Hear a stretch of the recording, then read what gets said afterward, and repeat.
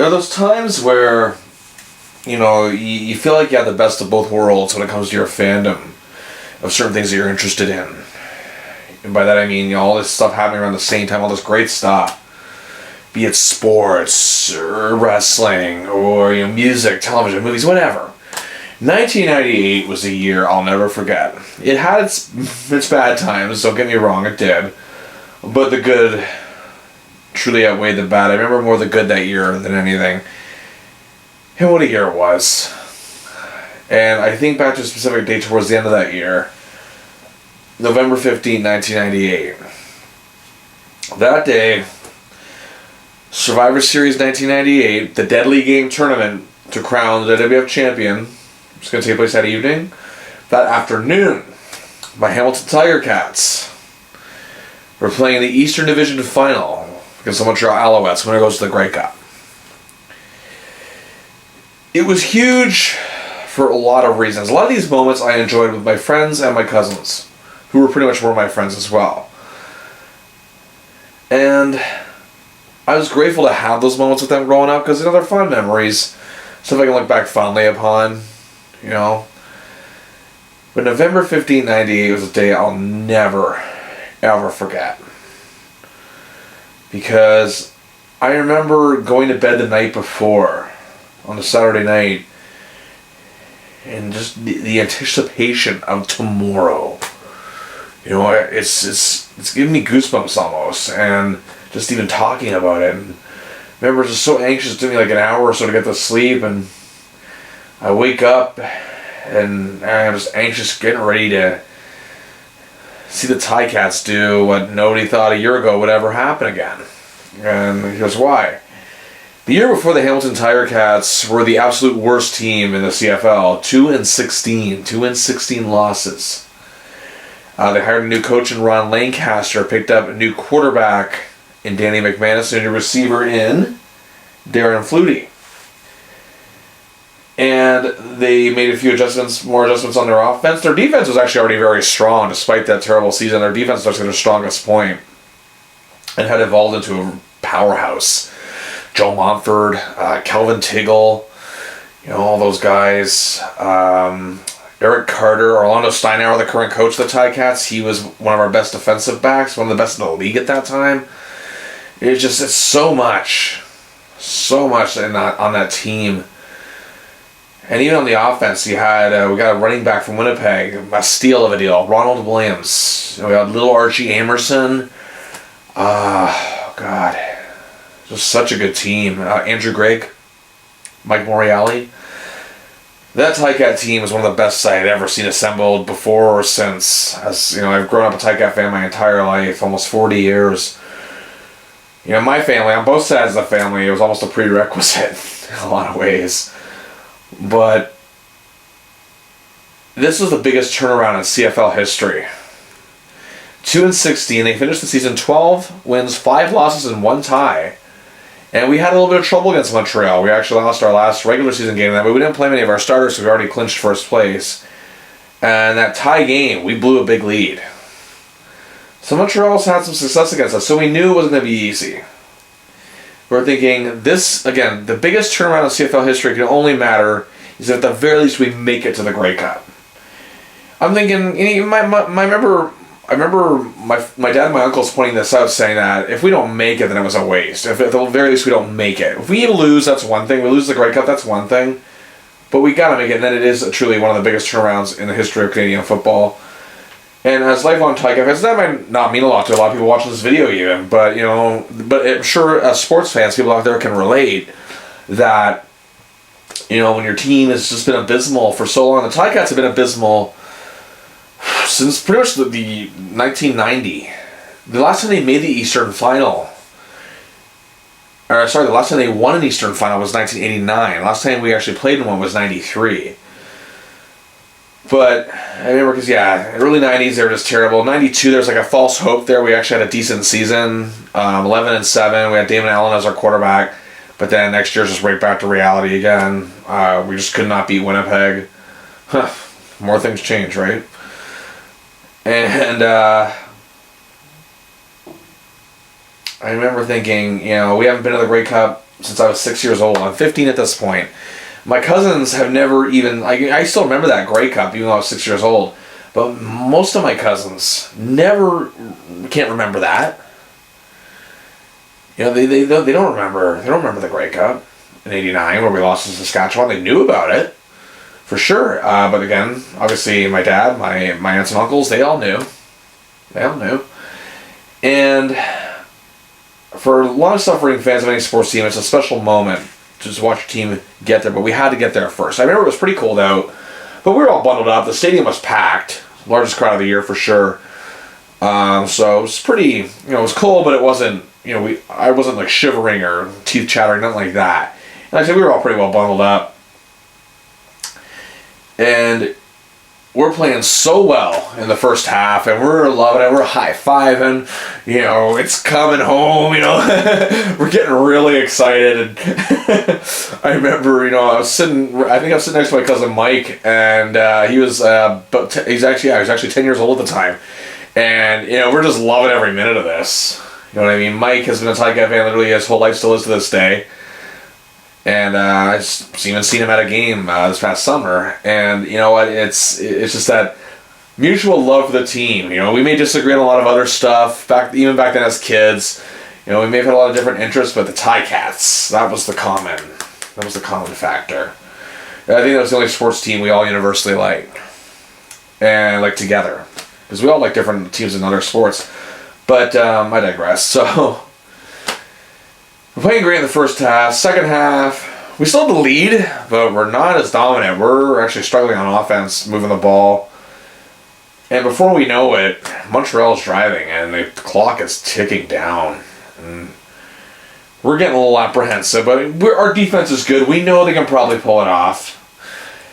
And I know I'm not supposed to look, but I remember the moment Tracy Ham, Montreal's quarterback, threw the ball into the end zone to Mac Cody, former Ticat no less. Montreal had a 1-point lead. I never heard the stadium grow so silent, because this is a crowd that was used to disappointment for many years. But we were thinking it was finally over. The heartbreak was finally over. And I remember just saying to myself, not like this. Not like this. It's safe to say, even though never good to cry over sports, we were getting there. We were on the verge. I looked over at my cousin Mike. He's got his hands up like this. And even I'm just like, no. We're all silent. We don't know what to say. And then I think it was my Uncle Roy popped up and said, "Game's not over yet, boys." He always would say these odd things here and there. I don't mean odd as in bizarre, I just mean to say the odd thing here and there that would, always kind of try to lift us up, right? Like in any sporting event. He had taken us to a lot of games. Before this, I should just give a brief backstory. From about, I went to games with my grandmother. We were season ticket holders, actually, for about 3-4 years. And, but she couldn't afford it anymore. And, it was expensive, it was pricey. It was also, probably trying on my parents too, no less. But it was actually just kind of cheaper to go to just get cheap seats for every game. Every home game. I still went to every game that year, even though 97 is when my season tickets ended, and some of my grandmother's. But that's when I started going to games more with my cousins and my uncle. And I've gone to games with them before, but it was mostly with I'd say 75-80% with my grandmother, 25-20% with my dad's family. So we all divided, it was the time was fairly divided, and I usually used to watch away games with them at, probably my uncle's place or something, our place on Lawfield Drive. But just to get proper context, so, as, this moment, it all comes down to this. I've watched, this is the first time in the full year, with the exception of the Labor Day game, which was still me and my grandmother all the way. I watched every home game with these guys all year. We have loved this team our whole lives, and it's just about to come to an end. It was under 30 seconds left to play, and my dad made the observation of Danny McManus, our quarterback, and Ron Lancaster talking on the sidelines, cool, collected, calm, But the worst sight I saw was Alfred Payton of the Alouettes, who I couldn't stand. Great football player, but I couldn't stand him. Just rubbing it, in the crowd's faces, kind of like going like this and that. And he's had some bad interactions with the Hamilton crowd. As a matter of fact, earlier in that game, a fan blew a whistle and there was a stoppage in play, which is douchey, which is why the Montreal players had a right to be upset, but the play didn't count anyway. And Alfred Payton, I remember it was on CH News later on that night, giving the fan the finger. Whatever, so even though we were in the wrong, still, even that just irked me, right? I hate this guy. I know it's a strong word, but as a 15-year-old kid, that's how you feel about athletes that are playing against your team. So, a couple quick plays. And to Ronald Williams and Darren Footy, we're in field goal range. There's no time. No time on the clock. And Paul Osvaldiston, who we knew as Ozzy, our beloved kicker, the only member of the 1986 Grey Cup team left on our team. And that's the last time we won it. He'd been an all-star a few times since. He's one of the best kickers in the league. Had a terrible year the year prior, our bad year. Was released, but then got in shape and came back and was invited again to training camp and signed a new contract. And he was the old Ozzy again. He had a great year that year. He was an all-star that year. And he missed 2 field goals. And we had the wind at our side. He missed 2 field goals in that same end zone. This is a 54-yarder from midfield. And we're all nervous. We're all like, what's going to happen here? And even though we knew he missed those 2 field goals, I remember just as they got on the field, just before the ball was about to snap, I blurted out, "He's going to do it." Snap. Kick was up. We went from despair to the biggest joy we ever felt as Ticat fans in a matter of seconds. What a feeling. We celebrated like we won the Grey Cup. Because we're actually going to finally watch our team in the Grey Cup. It's a great moment. And of course, in a moment like that as a sports fan, you're on a high.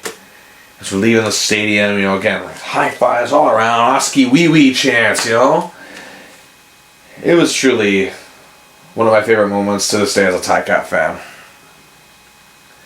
And my day's not over. My day's not over. And I'm glad I got to share that with my cousins, my uncles, my dad and that, and it was great. It was truly a great moment. All of us were together pretty much, and it was just incredible. My day wasn't over, so I go home. I'm all excited, telling my mom about the whole game, and and Survivor Series is that night. I think, can this day get any better? It did. It really did. The only thing I wish is that my cousins were there to watch Survivor Series with me. They didn't normally, I've mentioned this on the podcast in the past, they didn't normally come to watch pay-per-views during school year, with the odd exception. Because again, most of them were wrestling fans at this point. And they didn't really come over much during the school year. Summer all the time. WCW Starrcade during Christmas holidays, they were often there. But so it's just a shame they couldn't come with me. They couldn't come with me to watch it. And I just remember my cousin Mike actually saying, "Oh, you're so lucky you got to watch Survivor Series tonight too." And he was right. I'm like, yeah, I am lucky. So waiting for dinner, I was watching the Western final to see who the Ticats would play, and it was Calgary. And so again, the anticipation is building. Now, for those who don't remember, this was the fallout from the Breakdown pay-per-view here in Hamilton, which I went to, which I've talked about on the podcast, here on YouTube. Sorry, I had to.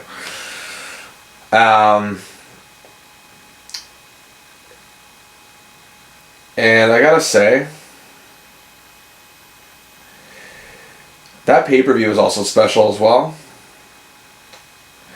When Taker and Kane hit that double choke slam, and my cousin and I saw Taker and Kane both cover him and Vince come out, And we're just like, son of a bitch, knew it. And Wayne pointed out, oh, Vince didn't really even care which one is champion. He just wanted the belt off of him. Exactly. And so Vince McMahon just got the belt off of Austin. It was vacated. Then, of course, that led to the Zamboni incident the night after on Raw, where Vince refused to crown a new champion until it was vacated. Then Taker and Kane had the match at Judgment Day in October. Austin was the ref. He pretty much knocked them both out, counted the pin himself, got fired, got rehired by Shane McMahon, who was then demoted to referee for defying his father. This was just such amazing television leading up to this show. I just remember the television was must-see TV every week. And then you had The Rock. The Rock was emerging as a star. He became a babyface after a year of being just a superb heel. But again, he was just so good at what he did, and fans eventually gravitated towards him, especially after the SummerSlam 98 ladder match with Triple H. And you had him, you had all these great cast of characters. You know, there was just so many scenarios going in. Taker and Kane getting the bye. One of them going to do it. I guess Taker had just turned on Kane and reunited with Paul Bearer. Is Austin going to overcome the odds again and get at Vince, get another laugh at Vince? Is this The Rock's time? Or is the big boss man, who was Vince's hired gun, going to take Austin out? Mankind. Now, we all knew Vince was kind of humoring Mankind, but at the same time, I remember thinking, oh, maybe he will win this. Maybe Vince really wants him. Maybe he's using him, because Vince used Mick Foley as Dude Love to try to get the title off of Austin early in the year. So that's why we kind of thought that, like, well, maybe he'll turn, Mankind into the perfect corporate champion kind of deal. Because we thought that was a possible angle they could go. So there were just, again, possibilities. Now look, I know I've talked big praise of Jim Cornette, and I know in the past, like a lot of people, criticized Vince Russo or whatever, but these were like Vince Russo's finest moments as a storyline writer. And Vince McMahon, him putting it all together, you just couldn't miss the thing.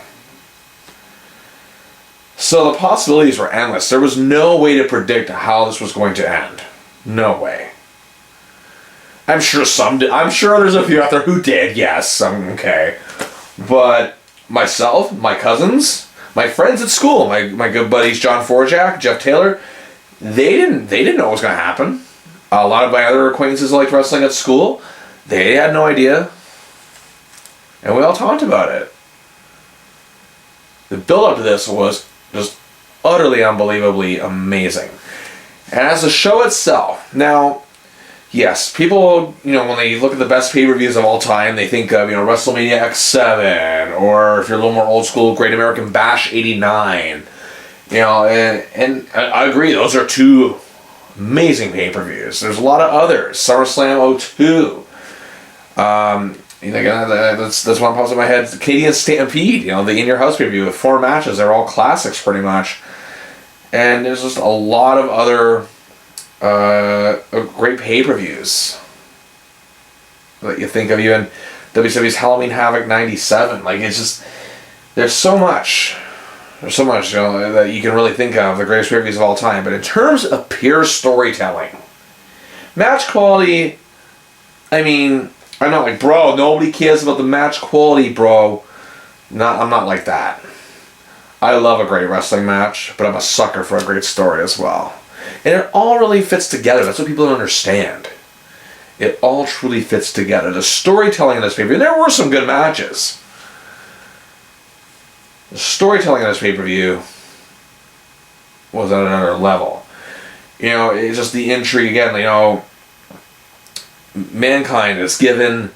I remember watching this again. I'm watching alone, which I was grateful just to watch them, but still, I hated the fact that I had to watch some of these alone. I just wish that my cousins or my friends were there. Mankind getting fed Dwayne Gill, who I actually Gilbert, the future Gilbert. He wasn't Gilbert yet. He was about to be though. Dwayne Gill, who I remembered actually. I know that guy. He's a loser. I remember him. He lost every week. He was a wrestler. My dad used to call the enhancement talents wrestling dummies. That's what they were. That's what he used to call them. Just because they were pretty much beat on like a dummy. Yeah, like this guy's a wrestling dummy. So that got us thinking maybe Vince really is trying to make this easy for Mankind, because Mankind, of course, beat him in a matter of seconds. Boss Man taking out Austin by DQ, and Vince, when I interviewed Vince after, it's like, did you see what I saw? There's no way Austin was able to continue, but then Austin gets the bye, just everything happening. Vince freaking out, guys. Now Austin gets the rest after the beating the Boss Man just gave him. In the Rock, and again, you see it now in hindsight though. The Rock beating the Boss Man in like 4 seconds because Vince gave the Boss Man another shot. Like, this is bullcrap. We're thinking the Rock's overcoming adversity here. Like, oh, this is great. And then you have take your Kane match, another one, and the way that they really put this together was truly something else. Then you get to the semifinals. Okay, then you also had The Rock and Shamrock. I remember as well, Boss Man's nightstick intercepted. Again, you just think the Rock is overcoming everything. And everything that's thrown at him. Again, him and Austin both overcoming the odds. It's going to be them in the finals. That's what I'm thinking. Then the Mankind Austin match. That match was really good. I know there's the story that missed Q and I, which you could tell, but either way they covered for it well. Vince, getting out of the wheelchair, oh, he's healed, and type deal, knocking out the referee, and I'm like, I'm losing my shit, right? I'm just going, like, come on, Austin, what the hell is this? Like, I'm just losing it. And then the moment of all moments in that pay-per-view, Shane McMahon, the moment to referee, the crowd goes nuts when he runs out. And just to make it look, a little more realistic, he refereed just a different match. He refereed the women's title match earlier that night too. Runs into the ring, like, yeah, 1, 2. And he flips off Austin. I'm like, you mother, what? Like, mother effer. Oh my god. Flips Austin off, and it was a setup all along. And I'm thinking it's to help Mankind. I'm like, yep, Mankind's the guy. Mankind's the guy. And then Mankind and The Rock in the finals. The one time and only time reenacting the Montreal Screwjob ever got over and was necessary was that The Rock winning the title, Mankind getting screwed. It was revealed as a big ruse all along with The Rock working with the corporation that they would now be called. The new corporate champion, and Austin coming out after, chasing after him. Oh, that was, like I said, from a storytelling standpoint, that is one of the greatest pay-per-views of all time. Of all time. And I couldn't wait to get to school the next morning because I'm going to wear my Tie-Cat jersey, and I didn't have this one yet, actually. Go my Tie-Cat jersey and talk about Survivor Series with all my buddies. These are the things you looked forward to when you were a kid. I miss those days, I do. But the fond memories of them keeps me smiling. This jersey, actually, I got a little more than a month later, because as you know, at the epilogue, great build up to Rock and Austin at WrestleMania 15 takes place. Austin gets the title back after chasing us in September of '98. Cats lose the Grey Cup the same way they got there. Last second field goal by Calgary. But has a happy ending because, well, a month later of Christmas, my Uncle Roy gave me this jersey. Cats won the Grey Cup a year later. Life was good. Life was truly good. Sometimes it's great to have the best of both worlds.